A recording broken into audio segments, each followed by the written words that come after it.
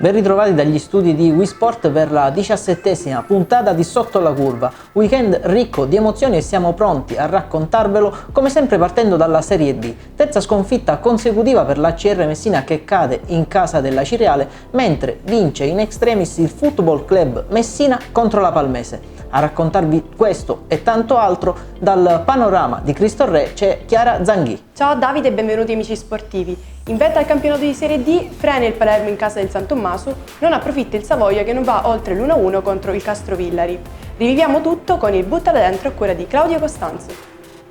Storia di un girone che non accenna a lesinare, colpi di scena e ribaltoni. È il raggruppamento meridionale di Serie D, giunto al suo 19° turno che apriva i battenti nell'anticipo del sabato con il pari esterno di un modesto Palermo sul modestino di San Tommaso.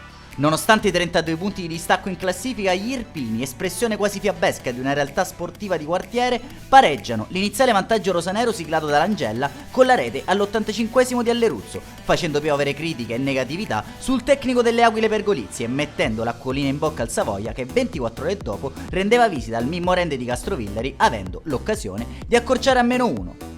Sfortuna che tra i sogni di Mazza Mauro e la realtà si siano messi di mezzo i lupi rossoneri, penultima squadra del campionato per stato di forma nelle ultime 5 uscite, parsi un po' smarriti dopo l'addio del proprio Panzer e capitano puntoriere. Tascone alla mezz'ora sembrava spianare la strada agli Oplontini, ma un discusso rigore negli ultimi scampoli di gara, realizzato da Guarracino, fissava il risultato sul definitivo 1-1, facendo tirare un sospiro di sollievo, almeno per il momento, ai tifosi palermitani. Chi continua a stupire è il Troina di Mister Boncore, reduce dalla sconfitta nel recupero della sfida a Corigliano, che aveva la meglio al Silvio Proto grazie alla rete dagli 11 metri a 5 dal termine di Fricano, che basterà agli ennesi per avere la meglio del Giuliano e balzare a quota 34 solitaria sul gradino più basso del podio. Sgomita in classifica il Football Club Messina che spazza via fantasmi e resistenze della Palmese grazie alla marcatura in zona Cesarini di Kylian Bevis, che manda in orbite i giallorossi attesi nelle prossime settimane da un calendario abbordabile che potrebbe rilanciare le ambizioni del presidente Rocco Arena. Resta a guardare il Licata di Mister Campanella, ancora a secco di vittorie nel 2020, costretto ad abbandonare la zona playoff causa la sconfitta al Monreale Proto di Cittanova decisa dalla marcatura di Ciancia al 28°. Il big match di giornata era quello dell'Ace e Galatea, dove due nobili decadute come Acireale e CR Messina si davano battaglia dopo le polemiche scaturite a seguito del match d'andata assegnato a tavolino dal giudice sportivo in favore dei biancoscudati. Crucitti apriva le danze dagli 11 metri al quarto d'ora facendo ben sperare Karel Zeman, reduce da 3 sconfitte nelle ultime 4 uscite, ma il solito Savanarola, assistito da un Alessandro Arena in versione Alberto Tomba, riequilibrava il risultato sul finire di primo tempo. La ripresa risultava essere a totale appannaggio dei Pagana Boys, che dopo svariate occasioni da rete si portavano in vantaggio grazie alla rete di Chicco De Felice, prima che Francesco Cannino, a proposito di corsi e ricorsi, fissasse il risultato sul definitivo 3-1. In coda al girone boccata d'ossigeno per il Roccella, che aveva la meglio al ninetto muscolo di un Biancavilla in caduta libera grazie al doppio tapin di Coris. Al Lombardo Angotta di Marsala si dividevano la posta la formazione di mister Nicola Terranova ed il Nola, con Padulano che pareggiava dagli 11 metri l'iniziale vantaggio campano siglato con un preciso arcobaleno da piazzato da Capitan Guarro. Chiude il programma di giornata il pari dell'Aldo Campo tra Marina di Ragusa e Corigliano, con i calabresi di mister De Sanzo che passavano in vantaggio al quarto d'ora con Gerardo Strumbo, che freddava Pellegrino dal limite con un preciso bolide mancino al termine di una cavalcata di oltre 30 metri e di Mazzaridari che trovavano il pari nella ripresa con Pietrangeli. Uno sguardo alla Serie D lo lancia anche il Paternò, padrone assoluto del girone B di eccellenza. La squadra di mister Catalano vince ancora e allunga a +8 sul secondo posto del Città di Sant'Agata. Successo anche per il Giarre che consolida la propria posizione in zona playoff. Il 2020, almeno l'inizio, è da incorniciare per il Paternò. La squadra di mister Catalano vince ancora, mantiene la prima imbattibilità in campionato ed allunga in vetta. Nonostante l'assenza per infortunio dell'eterno Totò Cocuzza, i rossoblù si impongono di misura sul campo del Santa Croce. 3 punti fondamentali firmati dalla rete di Sandro Baglione e 8 lunghezze di vantaggio sulle inseguitrici. Frena ancora al secondo posto il Città di Sant'Agata, che non va oltre il pari nel big match contro il Palazzolo. Va in scena una gara dalle 1000 emozioni e polemiche, Palazzolo in vantaggio con Terranova dopo pochi minuti e pareggio biancazzurro di Assenzio sul finire di prima frazione. La rete dell'ex Licata scatena l'ira dei locali ed una rissa che porterà all'espulsione dei 2 allenatori e dei calciatori D'Amico, Grasso e Calafiore. Un pomeriggio turbolento e beffardo per il Sant'Agata, raggiunto in classifica da Città di Rosolini e Ragusa, Vince con pieno merito anche il Giarre, che si conferma in zona playoff. Gli etnei si impongono per 2-0 in casa del Real Siracusa a Belvedere. Ancora il re del bomber, Simone Abate, sempre più leader della classifica marcatori, mentre il risultato viene messo in ghiaccio dal tap-in dell'ex Biancavilla Maimone. Cambiamo categoria e scendiamo in promozione. L'Aci Sant'Antonio si conferma capolista con 10 punti di vantaggio. Match spettacolare tra Milazzo e Ionica, mentre l'Atletico Messina vince con il minimo sforzo. Le emozioni del weekend nel servizio di Francesco Morabito. Un'altra vittoria, l'ennesima di questo splendido campionato ed una leadership mai messa in discussione. L'Aci Sant'Antonio si conferma sempre più padrone del girone C di promozione con 10 lunghezze di vantaggio sulle inseguitrici. Allo stadio Valerio Bacigalupo la squadra di mister Torrisi supera anche l'esame contro uno Sporting Taormina in grande spolvero nelle ultime settimane. La capolista si scatena nella ripresa e conquista i 3 punti grazie a 2 gol in fotocopia dei soliti Danilo Gulisano e Orazio Borzini. Gli acesi allungano in vetta approfittando anche dello scontro diretto tra Milazzo e Ionica. Nel pomeriggio del Marco Salmeri va in scena una gara ricca di emozioni e colpi di scena. Nonostante il rigore fallito in apertura da Ortiz, sono gli ospiti a passare in vantaggio con una splendida torsione di Marchiafava. Parità ristabilita poco dopo da Matinella che trasforma il secondo rigore di giornata. Nella ripresa succede di tutto, la Ionica trova il vantaggio a pochi minuti dalla fine con il pallonetto di Saglimbeni, mentre il Milazzo resta in 9 uomini per l'espulsione di Matinella e del portiere Taranto. Ma sull'ultima azione di gioco mischia in area e calcio di rigore concesso al Milazzo per l'ingenuo, fallo di mano di Scotti. Dagli 11 metri però Rasà calcia fuori e spreca l'occasione del pareggio. Tornando in città consolida la sua posizione in zona playoff l'Atletico Messina. I biancazzurri conquistano 3 punti contro un Palagonia in piena crisi societaria che si presenta con appena 7 elementi. Gara sospesa dopo 5 minuti di gioco e Peloritani che avevano trovato il gol con Gargiulo. Weekend agrodolce invece per Gescale e Messana in zona playout. La squadra di mister De Maria acciuffa il pari nel finale in casa del Real Aci, mentre i giallorossi vengono travolti per 3-0 dal Via Grande nella gara del Despar Stadium. Spostandoci nel girone B, l'Igea vince e torna a sperare nel primo posto. La squadra di mister Furnari supera il Meri 4-1 grazie alle reti di Parisi, Sciotto, La Spada e Paludetti. Barcellonesi che si portano a -3 dalla capolista Acquedolci, fermata sul 2-2 nel derby contro l'Acquedolcese. Settimana scorsa abbiamo rispolverato il libro dei ricordi con le pagine storiche dello stadio Giovanni Celeste. Oggi, cari amici sportivi, ci spostiamo al Francoscoglio con il servizio di Nanni Sofia. C'è un prima e un dopo, come per gli avvenimenti importanti, date che diventano spartiacque, trascorse le quali nulla è più come prima. Il San Filippo non è il celeste, manca di tradizione, trasmette freddezza, specie adesso con 2 squadre della città a barcamenarsi in Serie D e gli spalti vuoti a fare da desolante cornice. Stagione 2014-2015, presidente Lo Monaco e le capro unica, traguardo raggiunto con 2 promozioni consecutive. La squadra, è vero, non è eccezionale, punta alla salvezza e la vittoria di Reggio galvanizza l'ambiente e infonde il convincimento di un obiettivo alla portata. A riportare tutti con i piedi per terra basta una settimana in Matera e il 20 settembre, quando i giallorossi sulle ali dell'entusiasmo incassano un'inedita manita. La disfatta viene archiviata sotto il nome di incidente di percorso, da riscattare immediatamente nel turno successivo, sempre in casa, quando arriverà la Casertana. I propositi di belligeranza si spengono in 20 minuti, alla fine saranno ancora 5 e la magra consolazione del gol di Stefani non lenirà un dolore immenso. L'ennesima annata maledetta si concluderà nel peggiore dei modi, con la regina a esultare in uno stadio popolato da 10.000 fantasmi. Il play-out verrà cancellato da un'estate di sentenze e tribunali, Amaranto falliti, Messina ripescato, ma è in quel doppio turno settembrino che si fotografano nitidamente gli ultimi 15 anni di calcio in riva allo stretto, in cui la discesa negli inferi è stata una costante, il Francoscoglio il suo inscindibile teatro. Nella città in cui non si vinceva mai hanno finito legittimamente per passeggiare tutti. Eppure al San Filippo non era iniziata male, c'erano stati la Serie A, il 7° posto e qualche giornata memorabile. Su tutte e due l'impresa bagnata sulla Roma e l'acuto di Rafael al 95esimo per spedire l'Inter all'inferno e Messina in paradiso. Zampagna il brasiliano, diverse facce di una stessa medaglia, eroi più o meno per caso. Da lì in poi tuttavia saranno fiumi di fango, mentre lo spazio per la gioia si assottiglierà inesorabilmente. Anche per questo il San Filippo non scalda il cuore e il campo, come lo chiamano da quelle parti, per tutti continua a essere l'altro. Dagli impianti messinesi torniamo al calcio giocato. Nel girone C di promozione la Ionica continua la rincorsa alla capolista Aci Sant'Antonio. La squadra di mister Costantino fa sognare il piccolo centro di Santa Teresa di Riva a ritmo di tango, una piccola colonia argentina nel servizio di Antonio Caroe. Lo abbiamo definito l'ultimo tango a Santa Teresa e come potevamo non farlo visto che quest'anno nella Ionica, nel campionato di promozione, qui a Santa Teresa è gennaio ma il clima è praticamente tropicale, ci sono ben 6 argentini. Si dice infatti di Albiceleste, il nostro servizio di oggi, andremo a conoscere questa colonia di argentini che tanto sta facendo bene la Ionica, una colonia di ragazzi giovani, di ragazzi con tante speranze che tramite il calcio arrivano qui a Santa Teresa, arrivano qui a Messina e vogliono arrivare però in alto.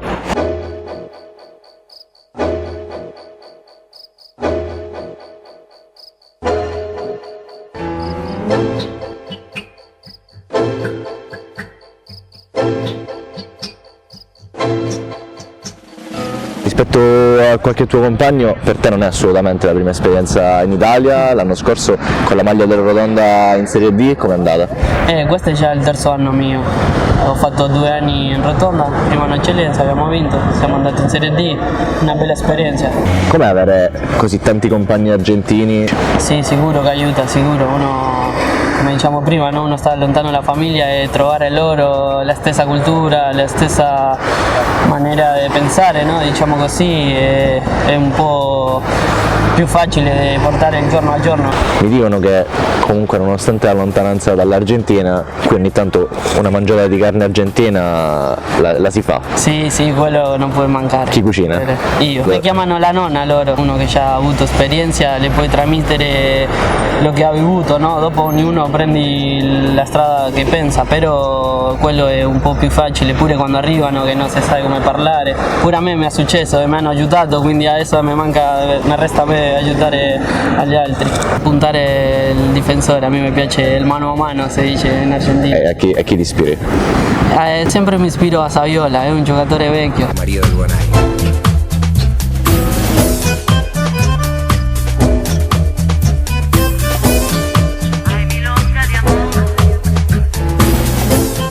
Ogni squadra ha il suo bomber, è un ruolo fondamentale nel calcio. La Ionica quest'anno l'ha trovato in un sudamericano, in un argentino. Juan Ortiz ti sta divertendo in Italia? Come siamo tutti insieme è un po' diverso qua. La cosa che mi piace pure aiutare la squadra in un altro senso, fare lavoro sport come si dice. Come si dice qua. Se la squadra le serve io lo faccio, io intanto che la squadra le serva per vincere, per fare la cosa bene, io posso fare altre cose. Juan, se non avessi fatto il calciatore? Una domanda difficile perché uno da sempre, da bambino, che con la palla, quando inizia, ho fatto River Plate, Huracán e poi mi sono andato a Messico a giocare. Guarda, mentre noi stavamo parlando è arrivato anche mister Costantino. No, lui sempre mi dice stare tranquillo, no? Mi dà dei consigli per poi trovarmi nella porta e segnare, no? Ci vedremo a maggio e quanti ne avrai fatti? Arriviamo a 15 poi vediamo. Questa è la prima volta che sono fuori del mio paese e i ragazzi mi aiutano troppo, il giorno a giorno veramente è difficile, ma con loro si torna tutto più facile veramente. Qua si picca troppo, sì, è diverso al calcio argentino. Mi piace molto stare qua, mi ho trovato bene in generale, in tutto, e a me mi piacerebbe continuare qua veramente.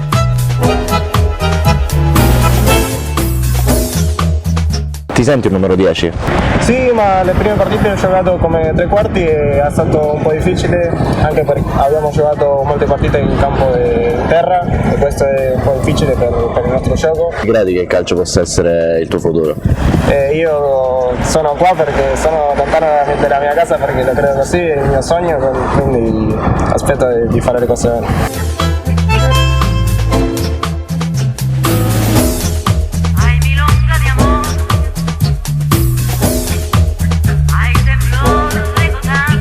Stiamo facendo squadra, stiamo facendo tutto quello che noi vogliamo, no? Che calcio, che essere bene, essere felice, ma sempre diciamo questo, prima essere felice e dopo vinciamo. Per me è un'esperienza unica, non pensavo che andare tanto bene, ma a questo punto già davvero sono troppo felice di essere qui. Per come sono io, per naturalezza, sempre sarò referente, sempre sarò uno di quelli che porta avanti la squadra. Volete arrivarci prima in Europa? Sicuro, perché questo è un altro calcio, un'altra vita e tu puoi andare avanti, ti puoi allenare, puoi crescere qua. Ma io penso che piano piano arriverò a dove voglio essere, no? Io penso che posso arrivare più alto, sicuro.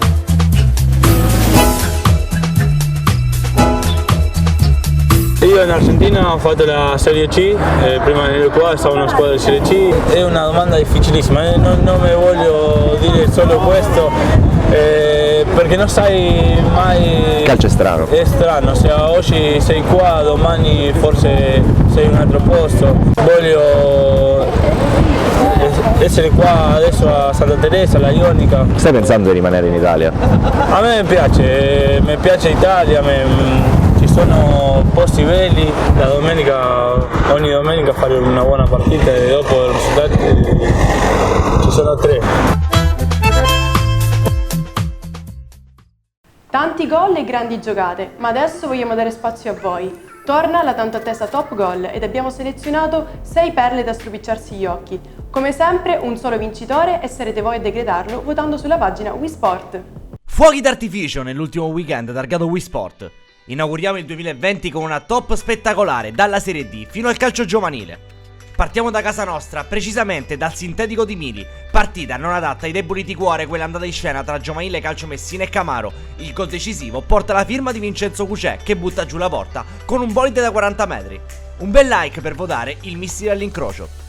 Restiamo sul terreno del Garden Sport per ammirare un'altra autentica perla, con il gol del momentaneo vantaggio del Camaro. Reaction con il cuore per votare la pennellata di D'Angelo direttamente da calcio di punizione. Restiamo nel campionato Under 15 e ci spostiamo al comunale di Santa Venerina per la sfida tra Ionia Calcio Riposto e Giovani Leoni.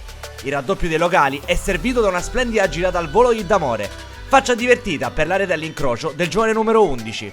Calcio siciliano ancora protagonista, ma adesso ci spostiamo nel girone A d'eccellenza. Nella sfida tra Geraci e Castellammare ci pensa Grimaudo a far esplodere l'impianto di casa con un destro ad incrociare pazzesco. Reaction sorpresa per votare questa sassata incredibile. Scendiamo in promozione e ci spostiamo allo stadio Marco Salmeri. Nel big match tra Milazzo e Ionica, i santateresini portano a casa i 3 punti in una gara dalle 1000 emozioni. Il blitz esterno è firmato da Saglimbeni con il perfetto pallonetto da fuori area. Spolliciate sulla faccia triste per questo perfetto lob. Chiudiamo la nostra top goal settimanale con la sfida tra Torre Grotta e Spadaforese, valida per il campionato di terza categoria. Nel derby tirrenico ci pensa Simone Abbate per i locali a riportare i risultati in parità. Reaction arrabbiata per votare la parabola disegnata dal numero 17 rossoblu. Si chiude qui la nostra top goal, adesso tocca come sempre a voi. Avete 48 ore per decretare il vincitore sul canale Facebook di Wii Sport. Noi vi diamo appuntamento alla prossima settimana. Una scelta difficile, ma adesso chiudiamo la nostra puntata con un nuovo speciale targato Wii Sport, dai fasti del passato in Serie A alla crisi dei settori giovanili siciliani. Il nostro Francesco Casicci ha analizzato la situazione del calcio nostrano, tra colpe e silenzi ingiustificati. Sono trascorsi oltre 12 anni dai vecchi fasti di un calcio siciliano che vantava per l'ultima volta nel 2007 Palermo, Catania e Messina, 3 dei capoluoghi di provincia più importanti del nostro stivale, nell'elite del calcio professionistico. L'ultimo frammento di una Sicilia che ha contaminato dialetti e tifoserie opposte e divertito al cospetto dei giganti del nord, abituati per tradizione e gloria a dominare la scena del nostro calcio. Un decennio, quello che si è appena concluso, che ha ulteriormente ampliato il divario tra professionismo e dilettantismo ed evidenziato un dato quantomeno allarmante: l'assenza di calciatori che rappresentino la Sicilia nelle massime categorie professionistiche. E in una terra mai banale quale la Sicilia, che non nasconde il proprio amore viscerale per il calcio, è inaccettabile che siano soltanto 2 i calciatori, Ernesto Torregrossa, nativo di San Cataldo, e il palermitano Antonio Lagumina, a rappresentare una terra che in passato ha sfornato talenti a iosa. Sembrano lontanissimi gli anni di Giacomo e Giovanni Tedesco, leader e trascinatori in mezzo al campo, delle parate e a volte anche dei gol di Massimo Taibi e Michelangelo Rampulla, delle bordate mancine di Alessandro Parisi, delle geometrie di Gaetano D'Agostino, delle incursioni di Tonino Asta o Tonino Vasari, delle giocate funamboliche di Peppe Mascara, dei gol da notti magiche di Totò Schillaci, fino ai gol dei vari Emanuele Calaiò piuttosto che di Cristian Rigano e Giorgio Corona, che nel pieno della maturità calcistica hanno meritato l'onore della ribalta negli anni forse più belli della nostra Serie A. Come sia cambiato il gioco del calcio non è possibile quantificarlo, dal suo linguaggio ai regolamenti, al suo stile. La sensazione è che l'avvento smisurato di scuole calcio, per lo più in Sicilia, abbia inficiato e non poco sull'impoverimento tecnico medio di un settore giovanile, oggi più propenso a vendere la propria immagine, piuttosto che valorizzare la crescita tecnica del singolo. Se ad una diagnosi di carattere tecnico si va ad aggiungere l'atavica e drammatica situazione dell'impiantistica sportiva, ci accorgiamo che il 2020 è ancora l'anno zero di un problema di difficile risoluzione. Un trend che ci auguriamo possa invertire unitamente alla crescita e alla formazione di talenti che già da piccoli, anche lontano dai propri natali, possano degnamente rappresentarci nel calcio che conta. L'auspicio è che il 2020 possa essere l'inizio di un decennio più luminoso per il nostro amato calcio siciliano, che possa rinascere e ripartire dalle sabbie mobili del dilettantismo. Siamo alla fine di questo 17° appuntamento con Sotto la Curva. Vi ricordiamo che è possibile riguardare la puntata in replica su RTP alle 20 e alle 23. Ci rivediamo mercoledì prossimo, sempre Sotto la Curva.